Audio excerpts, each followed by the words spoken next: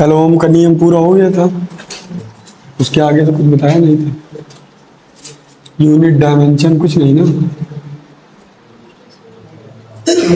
Resistance बताया था, Ohm's law बताया था बस।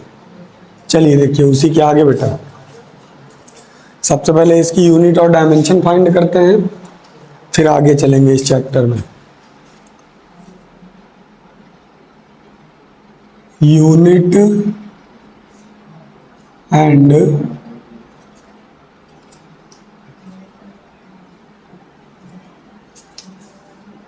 डायमेंशन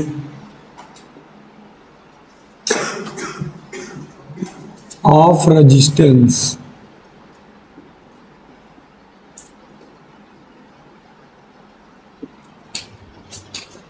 फॉर्मूला आया था हमारा V is equal I R, R is equal V by I. यहीं से इसकी यूनिट फाइंड करेंगे, फिर इसकी डायमेंशन फाइंड करेंगे। तो सबसे पहले यूनिट इसकी फॉर्मूले के अकॉर्डिंग वोल्टेज की यूनिट होती है वोल्ट, और इलेक्ट्रिक करंट की यूनिट होती है एम्पियर। तो इसकी यूनिट हो जाएगी वोल्ट अपॉन एम्पियर। दूसरा, इसको साइंटिस्ट ओम ने फाइंड किया था, तो और करके आप इसकी यूनिट लिख सकते हैं ओम। ओम लिखा भी जाता है और ओम का सिंबल भी होता है।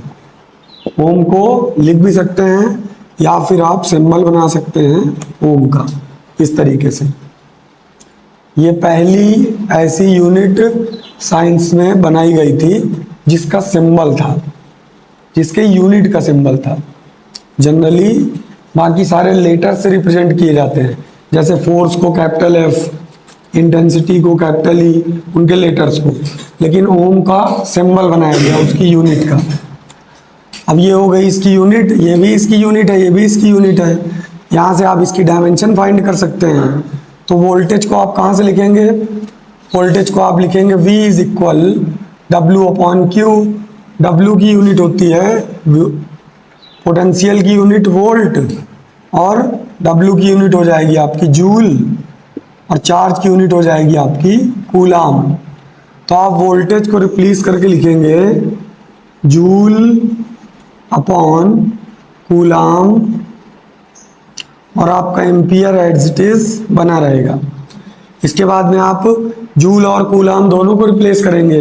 तो जूल को रिप्लेस करेंगे W is equal F into D, यानी work is equal force into displacement, और चार्ज को रिप्लेस करेंगे Q is equal I T.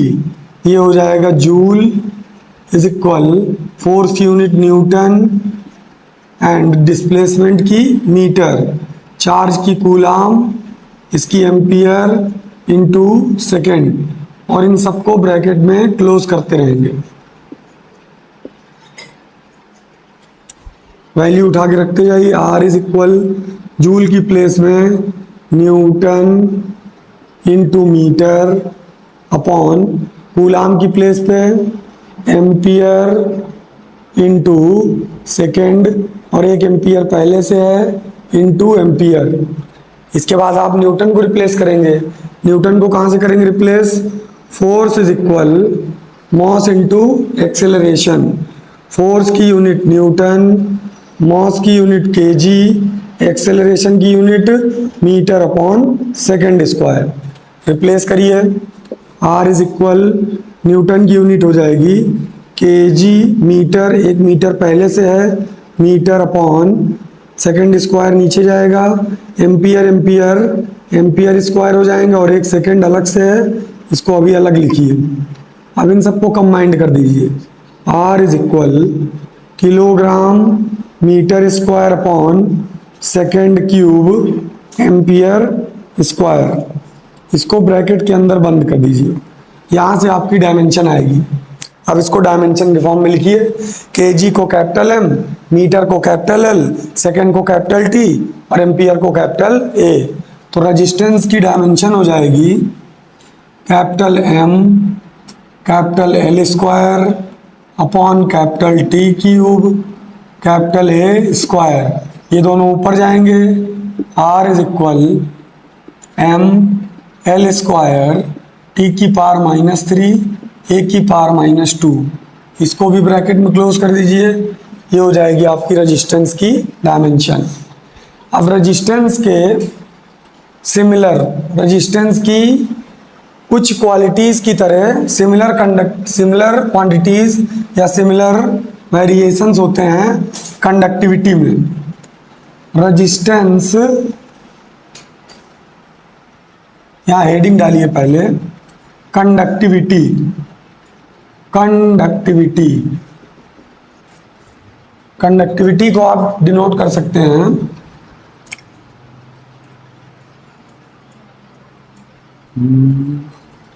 इसका जनरली कोई सिंबल होता नहीं है, जनरली कोई सिंबल होता नहीं है, सिंबल होता है स्पेसिफिक कंडक्टिविटी का।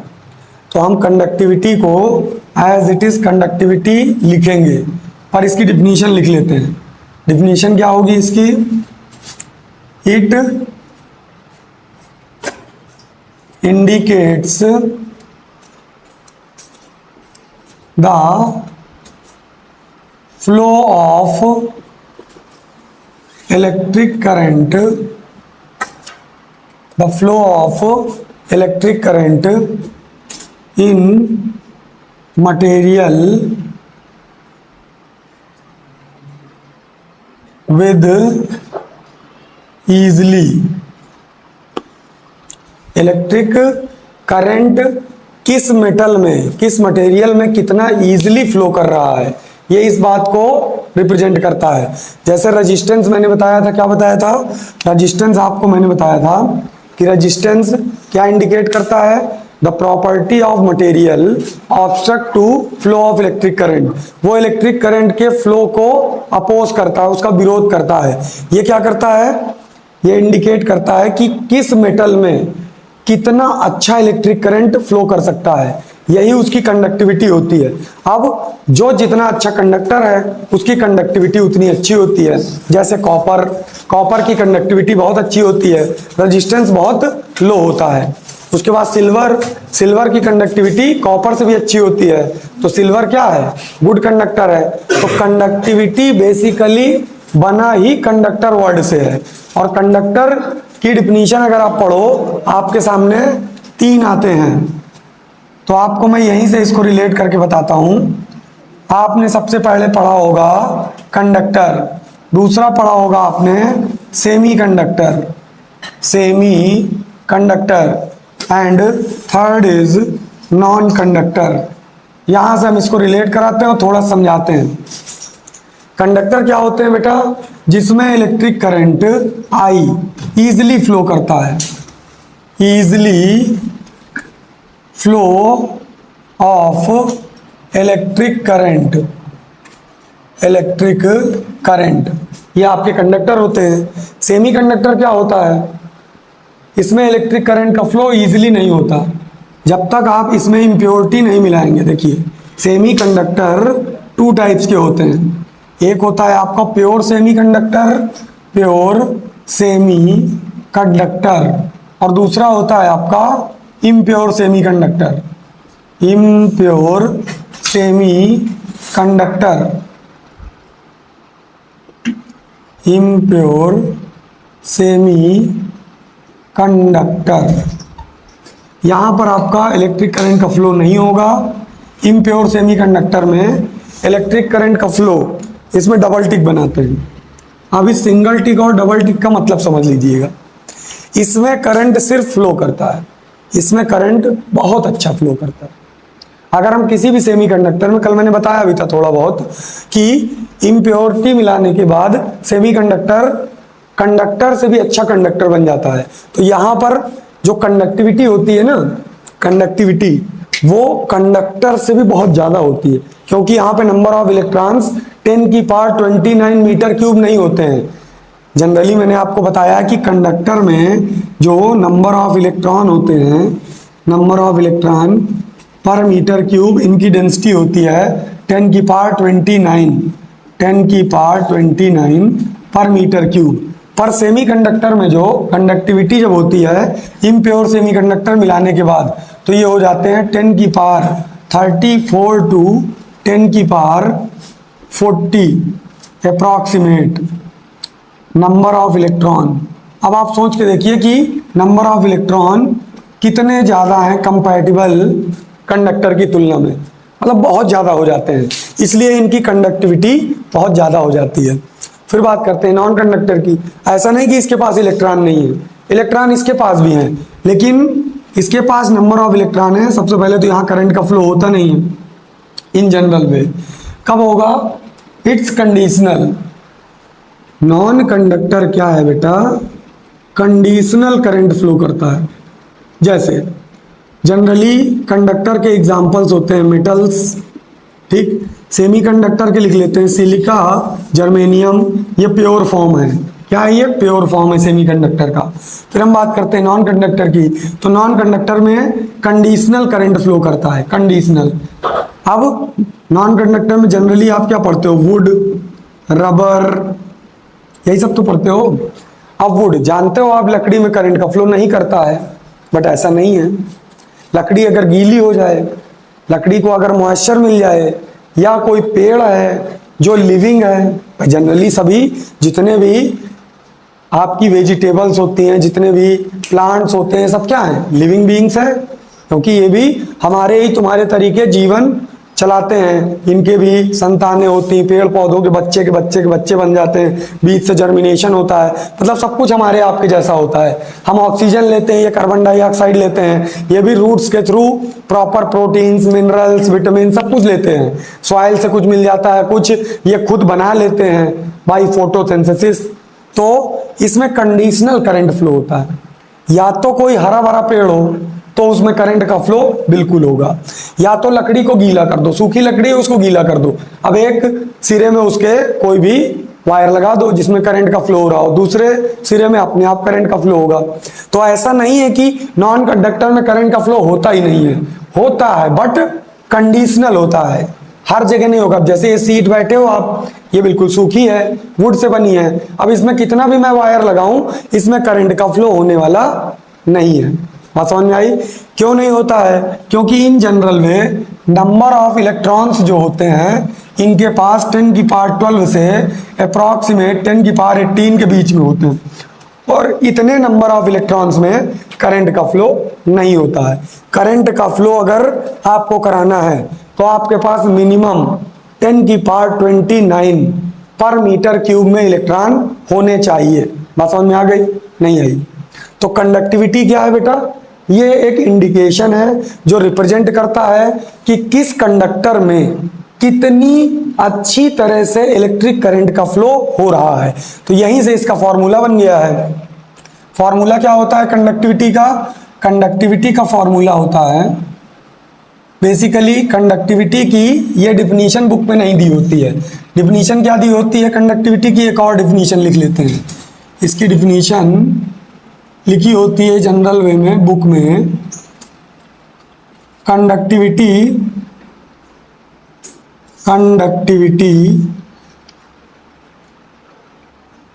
Is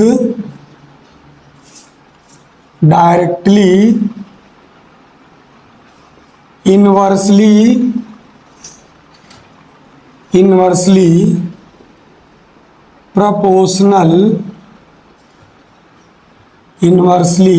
proportional to electric resistance।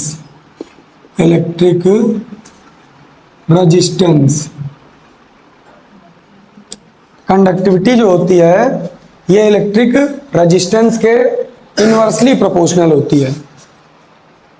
Formula होता है इसका कैपिटल आर या resistance is equal 1 upon conductivity. तो जो फॉर्मूले रेजिस्टेंस के होते हैं वो सारे फॉर्मूले कंडक्टिविटी के लिए वैलिड हैं, बस उसका आपको क्या करना है? रेसिप्रोकल करना है, जस्ट अपोजिट। जैसे अगर आपसे कोई पूछे कि कंडक्टिविटी की वैल्यू बताइए, अगर रेजिस्टेंस 100 ओम है तो कंडक्टिविटी बताइए, तो कंडक्टिविटी बताना है तो हमने क्या किया? हमने आर की वैल्यू 100 ओम लिख दिया और R is equal 1/c, C मतलब कंडक्टिविटी, कंडक्टिविटी फाइंड करना है तो 1/r, R की वैल्यू रखा हमने 1/100, इसको सॉल्व किया, C इज इक्वल 0.01, ये आपका आंसर हो जाएगा। अब इसकी जो यूनिट होती है वो भी इसकी जस्ट अपोजिट होती है। अगर रेजिस्टेंस की यूनिट होती है ओम, तो इसकी यूनिट होती है ओम इनवर्स। मतलब इसकी जितनी भी यूनिट्स हैं, अब कंडक्टिविटी की यूनिट क्या होगी, यूनिट हो जाएगी आपकी ओम इनवर्स, क्योंकि जस्ट रेसिप्रोकल होता है। अब अगर रेसिप्रोकल है तो सब इसकी वैल्यू जितनी भी दी हुई हैं वो सब इसकी जस्ट अपोजिट हो जाएंगी। तो कंडक्टिविटी की आप दोनों डिफिनीशन लिख सकते हैं। पहली वाली, it indicates the flow of electric current in material with easily, किसमें कितना इजिली इलेक्ट्रिक करंट का फ्लो हो रहा है। दूसरी वाली डिफिनीशन भी लिख सकते हैं, conductivity is directly inversely proportional to electric resistance, formula resistance is equal 1 conductivity, तो कंडक्टिविटी इज इक्वल 1 रेजिस्टेंस। यहां मैंने आपको एक एग्जांपल भी लगा के दिखा दिया कि कैसे इसके सवाल लगाएंगे, बहुत आसान इसके सवाल होते हैं। कंडक्टिविटी, अगर आपको रेजिस्टेंस पता है तो उसका जस्ट अपोजिट कर दीजिए, कंडक्टिविटी तुरंत आ जाएगी। इसको पहले नोट करिए, फिर इसके आगे चलते हैं।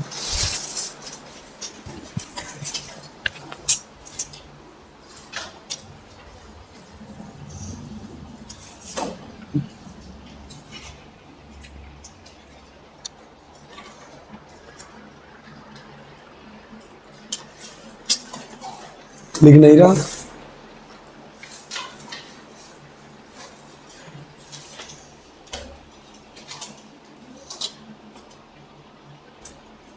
रोज कोई न कोई एब्सेंट हो जाता है। आज शिवानी और अर्चिता गायब है, कहाँ चली गई, पता रखा करो।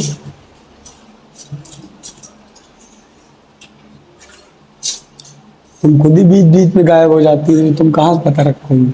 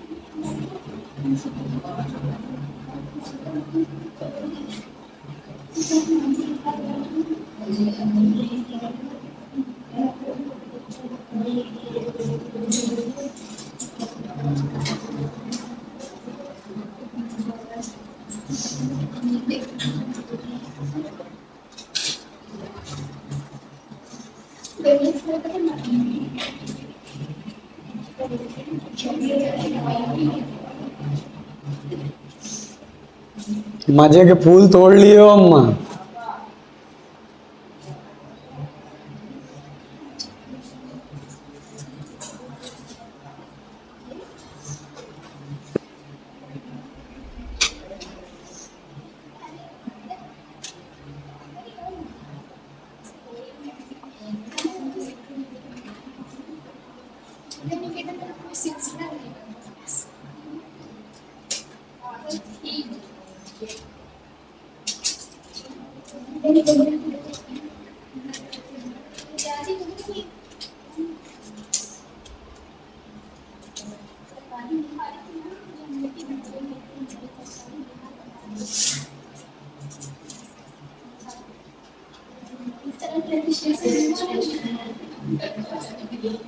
बारह वालों का रजिस्ट्रेशन ऑलरेडी रहता है।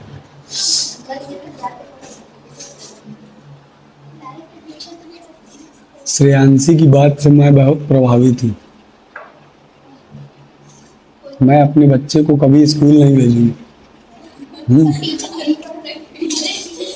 सही में जनरली अगर भेजूंगा भी तो छोटी मोटी क्लासों की, उसको मजा आए, बस वो पढ़ने नहीं कुछ सीखने चला जाए।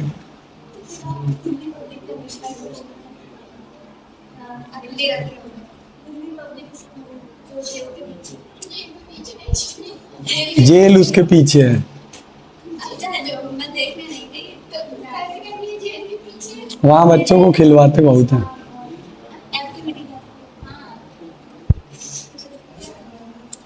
उससे ज्यादा एक्टिविटी होती है उसमें, जयपुरिया में मलवा वाले हैं।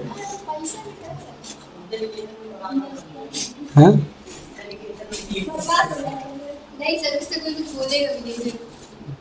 बोलेगा तो क्या करे, वहाँ पर वही सारे कुछ कहा कुछ पढ़ जाऊंगा। सारे बच्चे अरे बड़ा, मुझको लगता है वो मुझसे ज्यादा खतरनाक बनेगा। उसके लक्षण मुझको अभी से ठीक नहीं लगते। कल मैं खिला रहा था तो खिलजिरा गया, मारा मेरे 2-3 झापड़। मम्मी कह रही है बेटा तुझको यही लाइन में लाएगा। मैंने कहा हाँ, तुम और इसके भाव बढ़ाए रहो। मैंने कहा ये अभी छोटा है इसलिए मैंने इसको कुछ कहा नहीं, थोड़ा बड़ा होता तो इसको मैं अब तक लाल कर देता मार मार के।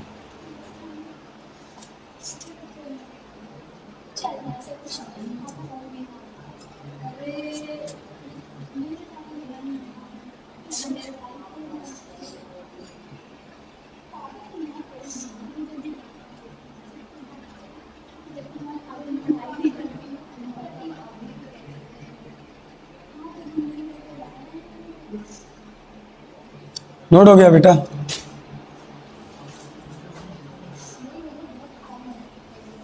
साक्षी नोट हो गया है लगता है।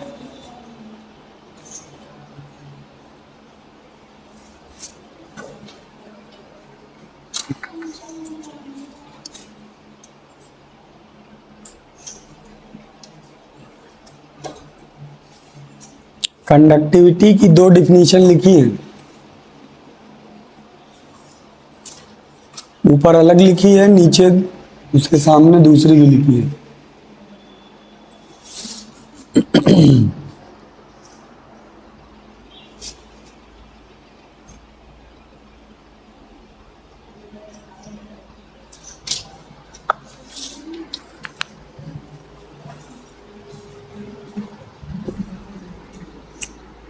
इधर का नोट हो गया।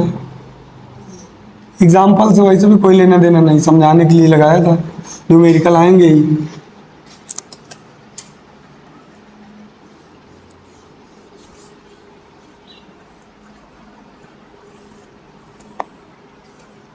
जहां तक नोट हो गया हो बताइएगा, बस उधर का नहीं नोट हुआ।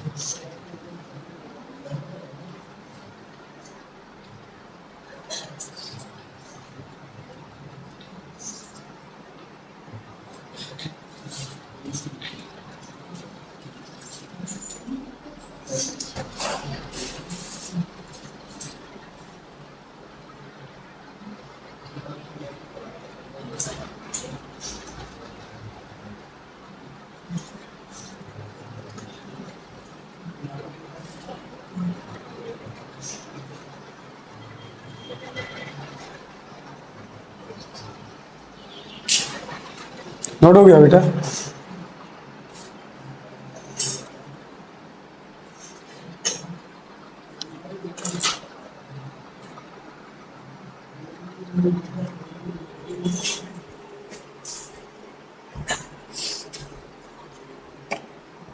नोट हो गया तुम लोगों को?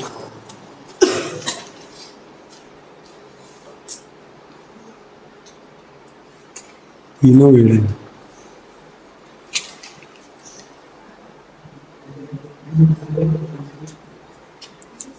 अभी नहीं नोट हो पाया क्या अमन? वो कम हो जाएगा तो हो जाएगा। अब थोड़ा मैंने कमजोर है शरीर। कल से आगे बैठोगे तुम दोनों यहाँ। अरे नहीं, ये सीट खाली तो रहती है, जब नहीं दिखाई देता है तो आगे बैठो। तो जरूरी क्या वहाँ कोने में बैठ जाते हो? और नहीं तो उसी सीट को उठा के और आगे खसका लिए करो।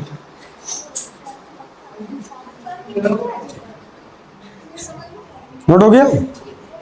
कल में आगे नोट हो गया सबका?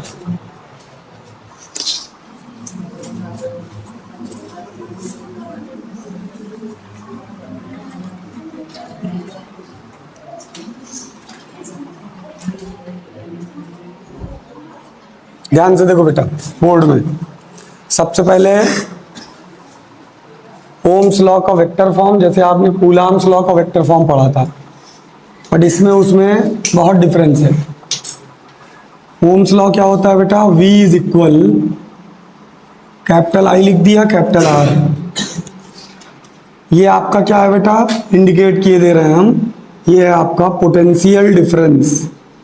पोटेंशियल डिफरेंस ये आपका इलेक्ट्रिक करंट। इलेक्ट्रिक करंट ये आपका इलेक्ट्रिक रेजिस्टेंस। इलेक्ट्रिक रेजिस्टेंस ये आपकी स्केलर क्वांटिटी है, ये आपकी टेंसर क्वांटिटी है। ये कैसी क्वांटिटी है? स्केलर। ये कैसी क्वांटिटी है तो टेंसर, लेकिन क्लास 12th में अगर ऑप्शन में नहीं आता है तो क्या लिखोगे? स्केलर ही लिखोगे। बात समझ में आई? ये आपको पढ़ने को मैंने बताया था, कहाँ मिलेगा? बीएससी सेकेंड ईयर में। अब रेजिस्टेंस क्या है? ये भी स्केलर क्वांटिटी है, इसकी कोई डायरेक्शन नहीं होती है, इसको भी लिख देंगे स्केलर। ये तीनों आपकी स्केलर क्वांटिटी हैं अकॉर्डिंग टू क्लास 12th। अब हम बात करेंगे कि इनका वेक्टर फॉर्म कैसे बनेगा। V की प्लेस पे आपको लिखना है कैपिटल E। V की प्लेस पे आपको लिखना है capital E, electric field intensity. I की प्लेस पे आपको लिखना है करंट डेंसिटी, कैपिटल J। अभी इसका डेरिवेशन प्रूफ करा रहे हैं, ये भी आपका रिलेशन है, इसको भी प्रूफ कराएंगे, लेकिन अभी हम आपको बता रहे हैं vector form of Ohm's law.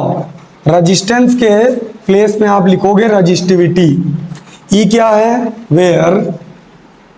Where E is equal electric field, J is equal current density and rho is equal resistivity. ये तीनों सिंबल हमने रिप्रेजेंट कर दिए।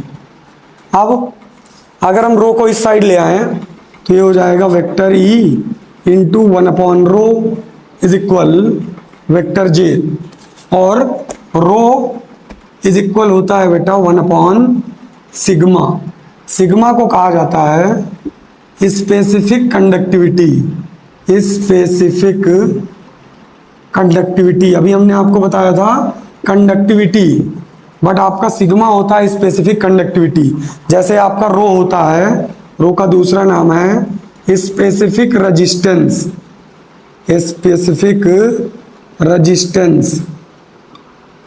उसी तरह सिग्मा का नाम है स्पेसिफिक कंडक्टिविटी। तो इसकी प्लेस पे आप क्या लिख सकते हो? सिग्मा लिख सकते हो। रो इज इक्वल 1/सिग्मा, तो यहाँ पे इसको हटा के सिग्मा लिख दीजिए। वेक्टर E, और यहाँ आ जाएगा sigma is equal vector J। सीधा लिखिए vector J is equal sigma vector E। चाहे तो आप ये लिख दीजिए, चाहे जो आपने सबसे पहली लाइन में लिखा था ये लिख दीजिए। ये दोनों ही वेक्टर फॉर्म है ओम्स लॉ के। आपके दिमाग में तुरंत आया होगा, जैसे ही मैंने वेक्टर फॉर्म लिखा होगा कि कूलॉम्स लॉ की तरीके लाइन ड्रॉ करेंगे, ये करेंगे, वो करेंगे, नहीं। इसका जो वेक्टर फॉर्म है, ये फॉर्मूला भी करेक्ट है। आप वेक्टर फॉर्म पूछेगा बोर्ड पेपर में तो चाहे ये लिखिए चाहे ये लिखिए, या तो ये 1 नंबर में आता है, और अगर डेरिवेशन पूछेगा कि relation between electric field and current density, relation पूछे तो इसका रिलेशन अभी प्रूफ करके दिखाएंगे जब आगे टॉपिक में आएगा। उससे पहले आपको पढ़ना है करंट डेंसिटी की डिफिनीशन। करंट डेंसिटी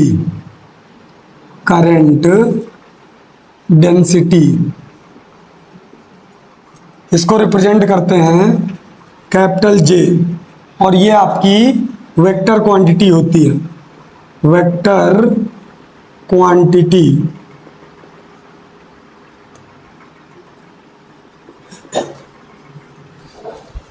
रिप्रेजेंट करेंगे कैपिटल J से, और कौन सी क्वांटिटी है? ये वेक्टर क्वांटिटी है। अब आपको ध्यान से देखना है बोर्ड में डायग्राम के थ्रू। आपके सामने 2 डायग्राम बनाएंगे हम। कंडक्टर बना लिया हमने। सपोज करिए इस कंडक्टर में क्रॉस सेक्शन सभी जगह सेम है। अब अगर सभी जगह सेम है, अगर ये बैटरी से जुड़ी है और एक्सटर्नल फील्ड की डायरेक्शन इस डायरेक्शन में है, वेक्टर ही एक्सटर्नल फील्ड, तो एक्सटर्नल फील्ड की डायरेक्शन में ही इलेक्ट्रिक करंट फ्लो करता है। आई इलेक्ट्रॉन के जस्ट अपोजिट होता है, तो इलेक्ट्रॉन कहाँ मूव करेगा? इस साइड में, क्योंकि इलेक्ट्रिक फील्ड की डायरेक्शन इस साइड में है, तो इलेक्ट्रिक करंट कहाँ फ्लो करेगा? सेम इलेक्ट्रिक फील्ड की डायरेक्शन में। अब यहाँ पर आपको इस क्रॉस सेक्शन का एरिया दिखाना है ए। अगर हम बात करेंगे वेक्टर की, तो वेक्टर एरिया वेक्टर होगा इसका इन फ्रंट ऑफ पीपल। जो लोग इसको देखेंगे, जैसे अगर हम बात करें कि इस व्हाइट बोर्ड का एरिया वेक्टर कहाँ है, इन फ्रंट ऑफ अवर फेस, हमारे फेस के जस्ट सामने। एरिया वेक्टर जिस साइड से देखा जाता है ठीक परपेंडिकुलर आपके सामने होता है। ये सारी बातें हमने आपको बताई थी गॉस थ्योरम में। गॉस थ्योरम में हमने आपको एरिया वेक्टर बताया था। जैसे कोई पूछे इस कमरे में जितनी भी वॉल्स हैं, अब आप अगर इसके सामने खड़े हो तो इसका एरिया वेक्टर कहाँ होगा, जस्ट आपके सामने। अगर आप ऊपर देख रहे हो तो ऊपर वाली दीवार का एरिया वेक्टर कहाँ है, जस्ट आपकी ओर। जब आप नीचे देखोगे तो नीचे फर्श का एरिया वेक्टर कहाँ है, जस्ट आपकी ओर, perpendicular in front of you. जिस भी ऑब्जेक्ट को आप देख रहे हो उसका एरिया वेक्टर ठीक 90 डिग्री आपकी ओर होगा। बात समझ में आई। अब इलेक्ट्रिक करंट का फ्लो इसी साइड में है और एरिया वेक्टर भी आपका इसी साइड में है, तो इसकी कंडीशन, पहले दूसरा डायग्राम भी बना लेते हैं फिर कंडीशन बताते हैं।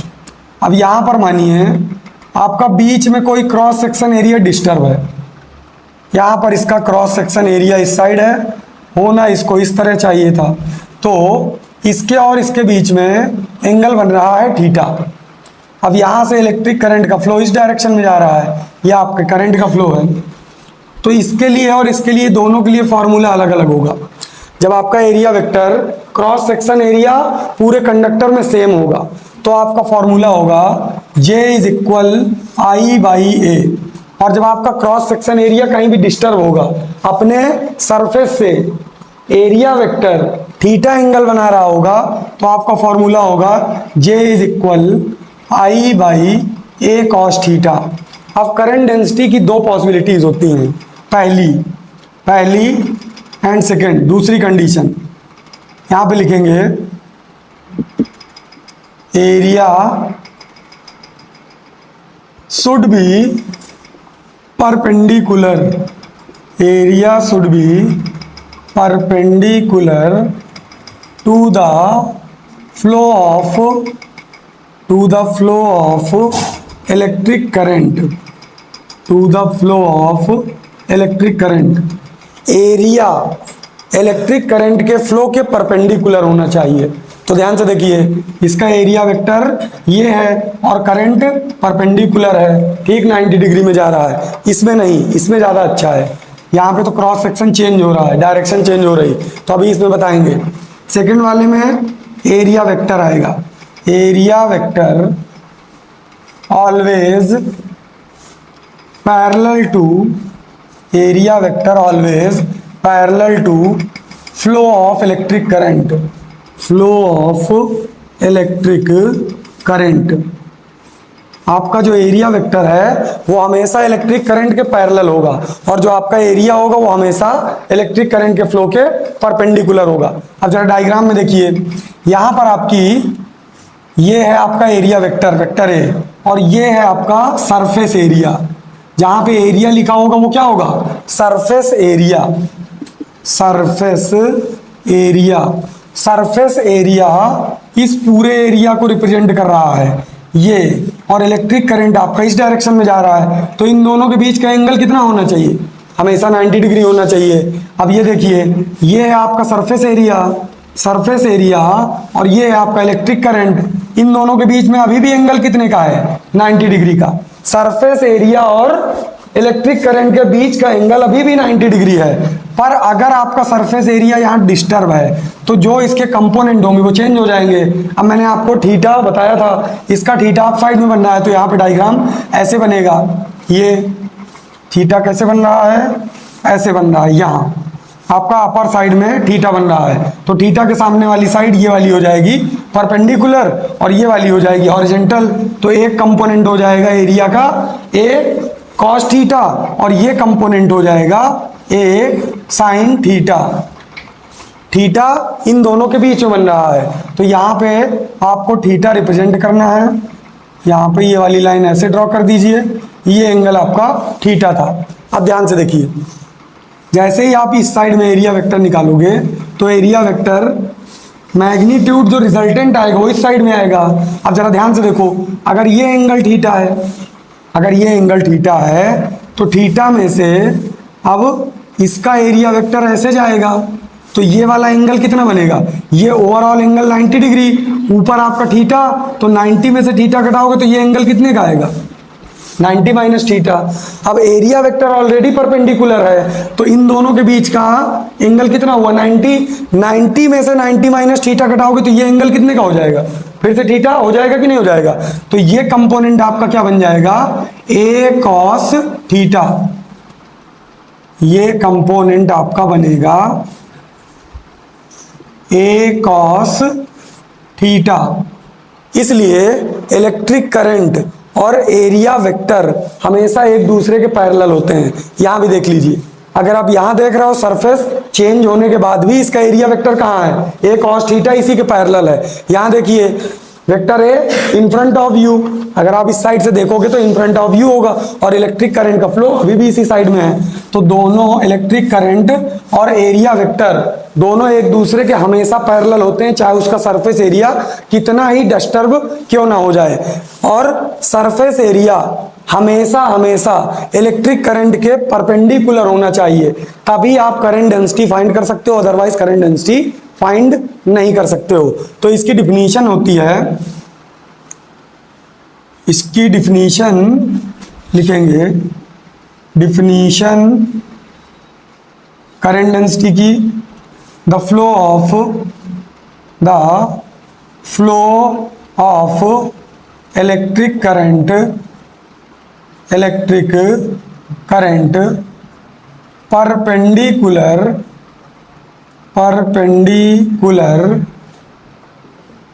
पर unit area. The flow of electric current perpendicular per unit area, J is equal I by ए।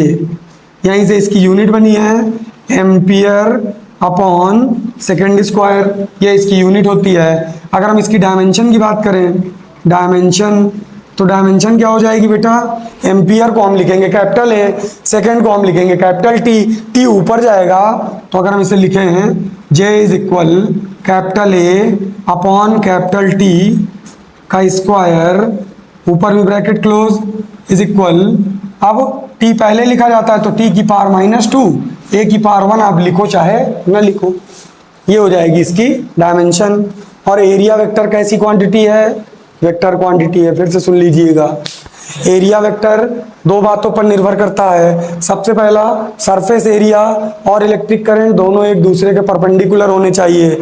दूसरी कंडीशन है, एरिया वेक्टर इलेक्ट्रिक करंट के फ्लो के हमेशा पैरेलल होना चाहिए, तभी करंट डेंसिटी किसी कंडक्टर की फाइंड की जा सकती है, अदरवाइज फाइंड नहीं की जा सकती है। बात समझ में आई। अब ये तो इसके स्केलर फॉर्म लिखे हैं, अगर हम इसके वेक्टर फॉर्म को लिखें तो यहाँ पे आप लिखोगे, इसका वेक्टर फॉर्म होता है vector J is equal I upon vector A। Vector हटेगा तो ये लिखा जाएगा, इसका वेक्टर फॉर्म क्या होता है, vector J is equal I upon vector A। Vector हटेगा तो क्या आएगा, A cos थीटा। बात समझ में आई। ये दोनों फॉर्मूले वैलिड हैं। अगर थीटा एंगल के पर्टिकुलर हो रहा है तो आपका ये फॉर्मूला लगेगा, और अगर थीटा नहीं बन रहा है तो आपका ऊपर वाला लगेगा। बात समझ में आई। यूनिट डायमेंशन नीचे लिखी हुई है, कंडीशन ये लिखी हुई है, डिफिनीशन ये लिखी हुई है, क्वांटिटी कौन सी है ऊपर लिखी हुई है, सिंबल भी ऊपर लिखा हुआ है, डायग्राम दोनों वैलिड है, दोनों बना लेंगे। ये आपका वेक्टर फॉर्म है, इसका भी अभी प्रूफ कराया जाएगा।